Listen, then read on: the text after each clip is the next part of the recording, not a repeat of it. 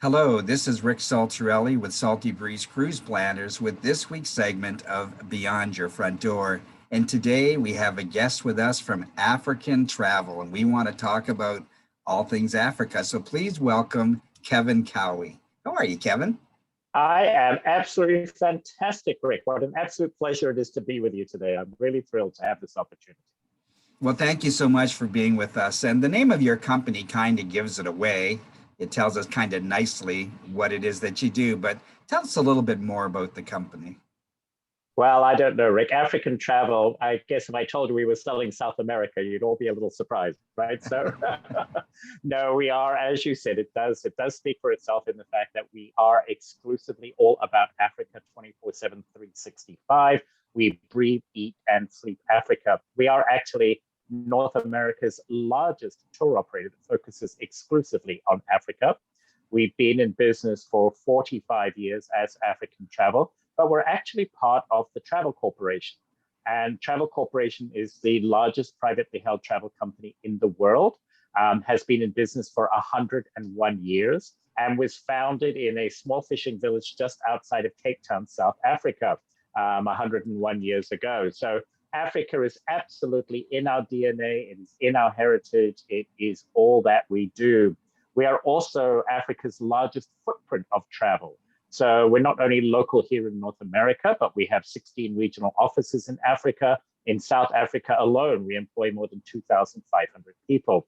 So we're local in Africa as well. So it does mean that when anybody travels with us, when they get off the aircraft in Africa, we're not sending them off to some other company or some unknown or lesser known third party. It is still us at African Travel that's looking after them and making sure that every step of the way is absolutely perfect. And that is so awesome. And by telling by your accent, we're talking about your homeland as well. So why don't you tell us about your journey from growing up in the area to where you are today in the travel industry? Well, Rick, it's quite a circuitous journey, but yes, as you can tell, although I always like to say everybody else has the accent, I don't, but I get it. So I am actually originally born and raised in Zambia. So Zambia is in central southern Africa, a landlocked country. Just below it is Zimbabwe, and from there you go on down to South Africa. So I lived there most of my life, and that's where I was born and raised. But I then went from there. I lived in Europe for a little while. I had been very privileged in my life. I lived in the UK, I lived in Paris, in Germany, and then I went to Hong Kong. I lived in Hong Kong for several years. I lived in the Middle East for some time.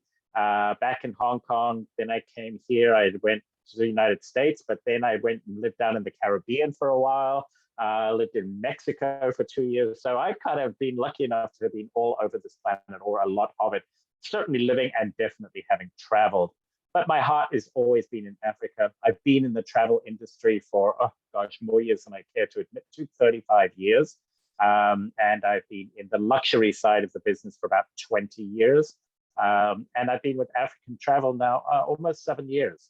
So Africa it called to me all the time. It's in my DNA as well. So it's just, I had to come back and, who knows, but as one starts to think about, where does the career go from here and so on, I think it's a very fitting place to probably stay for the rest of my career in this wonderful industry. Well, it does kind of feel like you've come home, and you really have so much color to add because of your rich travel experience, your personal travel experiences, and where you've lived around the globe. But what I like about African Travel, and I think you'll back me up on this, is you are truly destination specialists. And why would that be really important for somebody planning a trip to your homeland? Well, I think it really is because this is a trip that you don't take lightly. It's for most people, it's a once in a lifetime trip. Although Rick, you and I know that everybody says it'll be once in a lifetime, and when they come back from Africa, everybody says they can't wait to go back and do more. But everybody goes into it thinking primarily first time off, it's going to be a once in a lifetime trip. It has to be absolutely perfect. This is not just going down the road or somewhere you can, just jump to for the weekend. So it is an exotic, it's a bit of an adventure. So it has to be perfect. And therefore, to work with a company like ours, who, as I said, not only are we located here in the United States, so we're in everybody's time zones, but we're also local in Africa. We have our boots on the ground, we have our ears to the ground, we know what's going on, and we're just really, really experienced. And being the largest footprint of travel, it means that we know all of those little nuances, all of those hidden gems, those extraordinary wow moments that make any trip to Africa truly a life-changing experience. And that's what it's about. And that's why we love to work with you as a travel advisor, because you know your client, we know the destination, and we come together and we create this absolute perfect marriage because of our experiential knowledge in the destination and your terrific knowledge of the client. It just means they are absolutely going to have just a life-changing experience. Well, thank you very much for that. And what African Travel does is they sell pre-packaged vacations, but they actually also do fully customized vacations. So maybe just touch on the difference between those two for those that aren't quite sure what I'm talking about. Absolutely. So we know that the vast majority of people that actually sell travel to Africa, usually it is a preset, pre-packaged piece. And that works for some people. Some people like to, when they're going on these kinds of trips, they like to be sure that they're joining a small group. And at African Travel, we do offer that. It truly is a small group. Those tours that we have that are preset, they go out with a minimum of 4, but a maximum of 12 people at on any one departure date. But we're also aware that for a trip like this, a lot of people really, they just don't necessarily want to do what I consider, I hate to say this, but it's kind of like safari in a box. They want to be able to think about it a bit more. They've got some things that they want to do. They have personal ideas, thoughts, interests that they would like to address while they're traveling. They may, everybody has a specific style of accommodation they like, whether it be a boutique hotel, a big flashy hotel. It may be a contemporary lodge on safari. It might be something more traditional that they prefer. So by being able to customize everything, that gives us the opportunity to do exactly that and give people exactly the trip that they want to do. This is certainly an investment of the traveler's time, absolutely an investment of their money. And so therefore it should be done exactly the way they want to do it at the pace they want to do. Now, having said that, if you do customize, I know people say, well, does that mean I'm traveling alone? Absolutely not. Just because we create and customize the itinerary specifically for them, we are still with them every step of the way. So they're never alone. It truly is a 5-star luxury experience, and we're there every step of the way. But for those who do prefer to just literally be able to travel with other people in a preset piece, a preset group, we offer that opportunity as well. So it's really the best of both worlds. And on that customization, if you actually have a group of people, say, a family of 10 or 5 couples who know each other and want to travel together, do it all the time, we can customize a group for them as well. So there's even really a third level to this. So customization of just an individual couple traveling, 3 or 4 people, customization of a group of 10 or more, and then having those preset departures if somebody prefers to travel with other people in a small group setting. Sure. Well, thank you for clarifying that. And Africa is a big continent. I don't think a lot of people realize that till they compare the size of Africa with the size of North America. So, do you have a favorite country or a favorite destination for people that have never been there, but they just want to go? Oh my gosh, Rick, that is probably the most difficult question you could have asked me, because I love Africa. I'm passionate about Africa, and I live every country in Africa. But back on your comment about how big Africa is, you're right. Most people don't realize how big it is. You can fit the United States into the continent of Africa 3 times over and still have room to spare. So, yes, it is a very big continent, and we do have to manage everyone's expectations. But another reason why everybody gets there and says, wow, I've got to come back, because there's so much more to see and so much of this continent to see. And every country is just that little bit different. It has something else that it brings to the table. If I have to pick one really, truly special experience and a country, I guess I have to say Botswana. Botswana is just the ability to get off the grid, totally escape, just find yourself in something very special happens to you when you travel to Africa.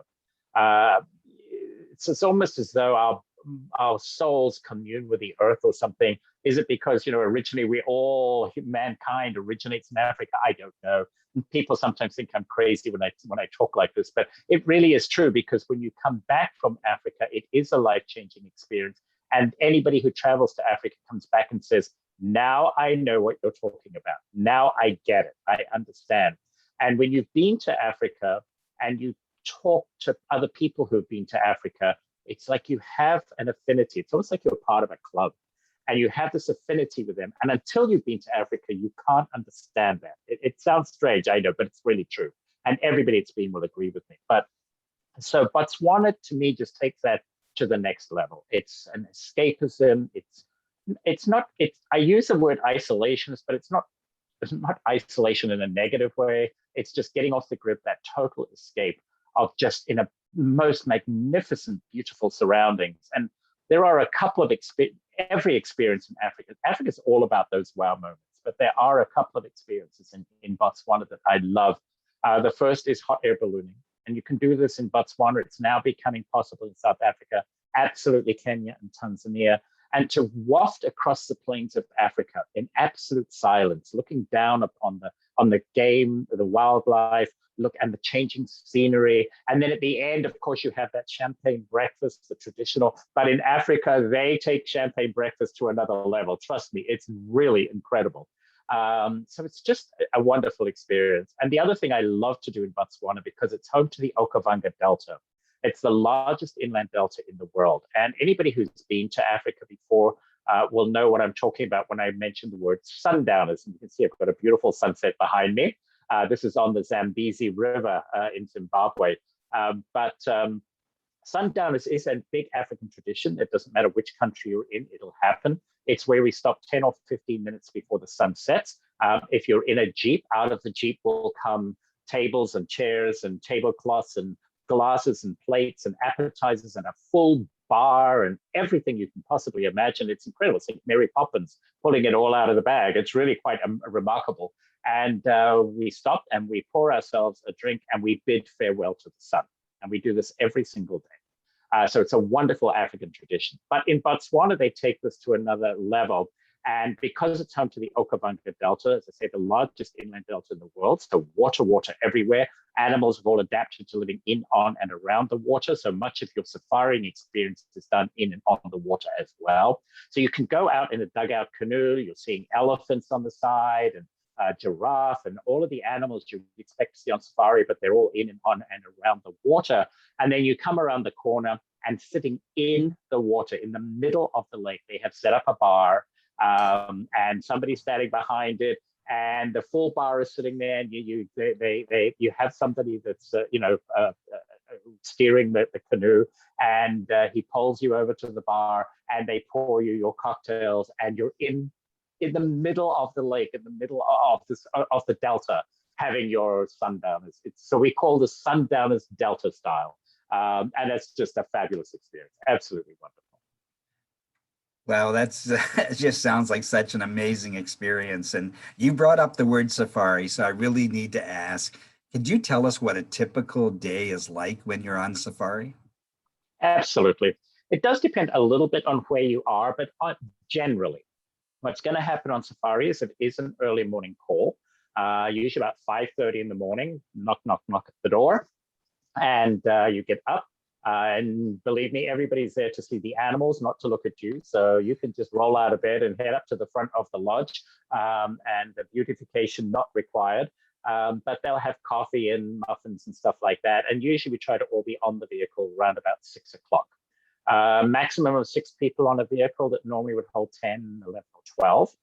And we head on out. And you'll do maybe a 2.5 or 3 hour morning game drive.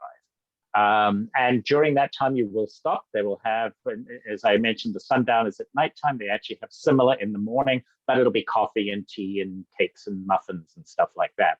Then you'll come back to the lodge somewhere around about 9:30, 10 o'clock, depending on what you've seen. If you're on an amazing sighting, you'll stay out a bit later, longer, and come back. And then they have full breakfast, everything you can imagine. Eggs cooked to order, waffles, pancakes, everything you could expect to see in a full breakfast. a little bit of downtime, late morning. A lot of lodges, depending on where they are, will offer a walking safari at that time. Walking safaris are a great thing to do because, when you're out on the jeeps or even on the boats, you've always kind of got the sound of the water or certainly the sound of the engine going on around you. But when you go on walking safari, all you have is complete and utter silence and the sounds of Africa around you. It's just incredible. It's very safe. The rangers are extremely well versed in reading the mood of the bush. If there's any kind of antsiness in the bush today, there'll be no walking safari. But it does give you a very different angle and a different aspect of looking at and seeing the animals. Come back to the lodge and then they'll have lunch. Lunch might be around the pool, it might be on the lawn, it might be down at the riverbed, whatever it's going to be. And then there'll be some more downtime in the afternoon. Since you got up early, a lot of people actually will go and just maybe take a nap. A lot of people just go hang out at the pool for a couple of hours. Then many of the lodges we work with have a small spa facility. You might go and have a massage or a facial or something like that. And then around about 3:15, 3:30, we have afternoon tea, generally served with some champagne and more cakes. And believe me, on safari, you're not going to go hungry. I trust you. And then you will go out on the afternoon game drive. An afternoon game drive usually starts around about 4:15, and we're out until about 7 o'clock. But it's on the afternoon game drive that usually somewhere around about 6:15, we'll stop and we'll do the sundown while we're out on that game drive. And they, again, for sundowners, they'll pick a beautiful open plain or in the riverbed, check for crocodiles first or whatever it might be. And then we come back to the lodge and then dinner is served. And, dinner is always, they try to move dinner around the lodge. So again, it might be out on the lawn, it might be in the boma, it might be in the library, whatever it might, just to make it a little bit different. Because we are in the middle of nowhere and there are no other restaurants to go to. So you go and you have to. And that's one of the big things, by the way. Food at these lodges is spectacular. We hear it from everybody. How, they knew the animals were going to be great, the scenery they hope was beautiful, but people just don't always, a lot of people, I think, when they go on safari, they think it's going to be the blazing saddles around the open fire with the open can of beans and the wooden spoon in it, it's like that kind of thing. Absolutely not. Food is truly a gourmet adventure at every meal. It's really fantastic. So you have dinner, and then, of course, it's very casual, but they will do it up. So you will see tablecloths, you will see crystalware, you'll see silverware, but you don't have to get dressed up for dinner. So all the tiaras and the ball gowns get left at home. What you wore on safari for the day is perfectly fine to wear to dinner. And then after dinner, because guess what, 5:30 in the morning comes around very quickly again. Most people do retire. Usually you've been out in the sun and the fresh air really all day. People are tired and they do tend to retire. There's always a bar at the lodges. If you want to have a nightcap, you can do it. But generally, this is not the type of trip where you'll see people hanging off the bar at midnight. That's just kind of generally very occasionally, but very rarely. It's generally very rare. And then 5:30 comes around tomorrow morning and we just repeat it all over again. There's never you're not required to go on game drives. If you want to lie in and skip the game drive today, that's absolutely fine. But I always say, the game drive you skip is where the most amazing, incredible, fascinating sighting is going to be. So go on them. You've got plenty of time during the day to read the book, relax or whatever, and just catch up. And so on. That's for most places when you're in lodge. Now, when you're in South Africa, that's what the safari experience will be like for several days. When you're in East Africa, we usually recommend visiting 2 or 3 different regions and safaring in 3 different areas. So then there are some days where you will not go on early morning game drive. You'll get up at leisure, have a breakfast, and then you'll leave the lodge perhaps at 10, 10:30, 11 o'clock, and you'll drive for 3 or 4 hours into the day and perhaps have lunch on the road and then get to your next lodge later in that afternoon. So those days are a little bit different. But a lot of times when you're doing that it's like an extended game drive because you might be going from one game park or reserve to another. So while you move from one to the other, it's like a 4 or 5 hour game drive. So it's actually still very interesting and really fascinating. Or occasionally you might actually do where you move outside of a game park, spend some time in the rural part of the country, seeing villages, and may give you an opportunity, for example, in East Africa to go and visit the Maasai village, or the Maasai people in their villages and so on, and then move on. So, but then again, once you get to the lodge, you usually will spend 2 or 3 nights there and do that same kind of process where you do the morning game drives. Now, having said that, there is a wonderful lodge back in Botswana, one of my favorite spots, called Kidjara. And Kidjara has come up with a new concept that they kind of have safari on demand. So if you want to go, don't want to get up at 5:30 or 6 o'clock in the morning and would rather lie in, but you still want to go on morning game drive and you'd like to depart at 9 o'clock, they make that happen for you. The only thing with that, of course, is that the reason most places, we do start early in the morning is because that's when the animals are most active. So particularly in the very warm months, once you get to 10, 11, 12, they'll be lying in the grass and they're just not so active at that time. But yeah, it's an amazing experience. It's truly incredible. And everybody says goes by way too fast every time. Yeah, so my next question is going to be a really tough one to ask you because I know there are short trips and there are long trips. So is there an optimal length of time and an optimal time of year for somebody to go that realizes that they may not be going back again?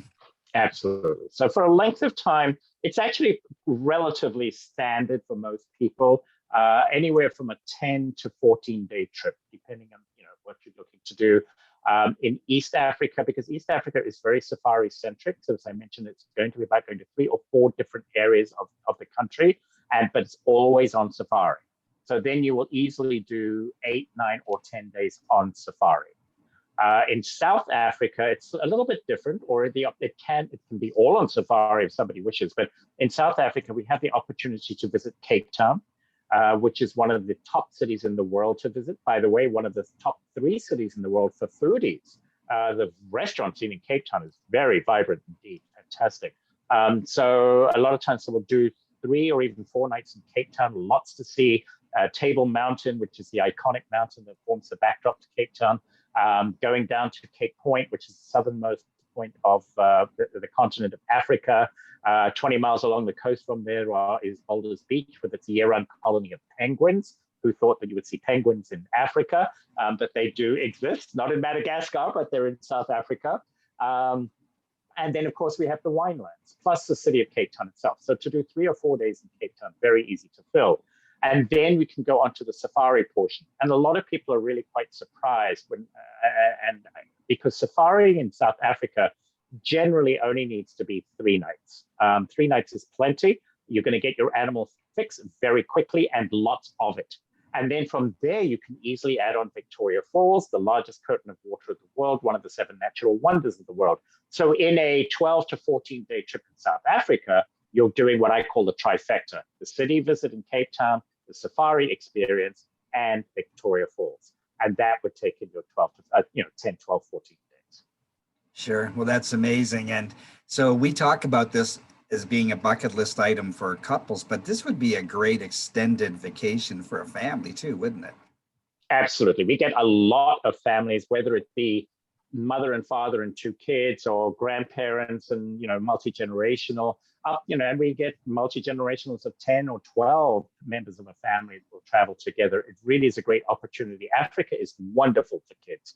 It's a very educational experience. I love to see them coming off of the iPads and their phones and off the screens in general, and getting out there and learning. And the rangers love to show them and educate them on conservation of wildlife and how wildlife exists. It truly is a remarkable experience for families. Absolutely. Amazing. And so now I know there's people that have had it on their radar for a long time, and there's people that are now putting it on their radar. What would you say to somebody that now has it on their radar? What invitation would you send out to them? One word: go. It's like, absolutely. The biggest thing about it is, I say, a lot of people, I know they think about it. It takes time to plan. It's certainly an investment of some money, not as expensive as a lot of people think it's going to be. People are very often surprised about the value they get, particularly when you look at the experience you get. When you put that up against the money, people come back and go, it was worth every penny and more. But the big thing I will say to everybody is that, I hear from everybody that comes back, I wish we had gone sooner. I'm sorry we put it off so long, because it was by far the best trip we have ever been on in our life. And these are people who travel all over the world. So it makes my job very exciting and a lot of fun because I never, ever have had anybody come back and go, it was so hum. Never. Everybody's so excited and so thrilled. So I just can't recommend it enough. It's it truly is life changing. I know that's a very cliched expression, but Africa is life changing. It's a wow experience of a lifetime, and it truly is incredible. So if you're thinking about it, do it. You will not regret it. Absolutely. And this is my final question of the day. I love to close off my sessions with this question, and that is, where is your next African experience, and why did you choose that destination? So my next experience is going to be to Namibia. Namibia is the hidden gem of Southern Africa. Only 5% of people who travel to Africa ever actually go to Namibia. This is a feast for the senses. It's very interesting because Namibia and Botswana share a border. And Botswana, as I mentioned to you, with all that water, Namibia is all about the desert. But the biggest surprise here is all of the wildlife that you expect to see on a traditional safari are here living in the desert. So the lions and the giraffes and the elephants and the rhinos, everything, they're living in the desert. It is truly, truly remarkable. Plus other species, for example, an oryx, and I don't know if anybody's familiar with what an oryx is. They have those incredibly, from the front of their head, sweeping back long horns. And they are actually considered to be the myth or the source of the myth of the unicorn. And to see them wandering through the desert, and the desert can be spectacular golden yellow, orange, it can be blood red when the sun is going down, just truly, truly spectacular. And there are gems there, such as Shipwreck Lodge, which is on Skeleton Coast, looking down over the Atlantic Ocean. Just wonderful, wonderful lodges. So to do it is really safari in a way that nobody expects. Absolutely magnificent and truly, truly remarkable. And as I say, it's right now undiscovered, but won't be long till it's fully discovered, and will be definitely the next sleeping gem there. Sure. And I've seen pictures of Namibia and of Shipwreck Lodge. It is truly an amazing experience. And that desert, huge sand dunes going right down to the ocean. So Absolutely. I'm going to say maybe nothing else like it on the entire earth. So exactly. So thank you very much, Kevan, for being with us. We've been talking today with Kevan Cowie from African Travel Incorporated. And as you've heard, a company with long-standing history in Africa. That's where they were founded and has been around for a long, long time. Thank you so much for sharing your experiences with us today. I'm Rick Saltarelli with Salty Breeze Cruise Planners, the place where we help create lifelong lasting memories. And if you're looking to plan travel to Africa, it starts with giving us a call at 888-332-8202. Thank you so much, Kevan. I really appreciate it. Absolutely, my pleasure. And we can't wait to welcome everybody to Africa. Thank you.